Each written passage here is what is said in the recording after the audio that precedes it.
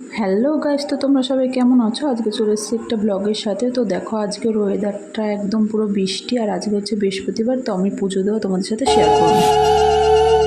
এসো মা লক্ষ্মী, বসো মা লক্ষ্মী, থাকো মা লক্ষ্মী ঘরে ঘরে। এসো মা লক্ষ্মী, বসো মা লক্ষ্মী, থাকো মা লক্ষ্মী ঘরে ঘরে। গাছে থাকা ফুল ফলার মাঠে সোনার ধান, ও মা গাছে থাকা ফুল ফলার মাঠে সোনার ধান। দুধে ভাতে বেঁচে থাক মা তোমার সন্তান।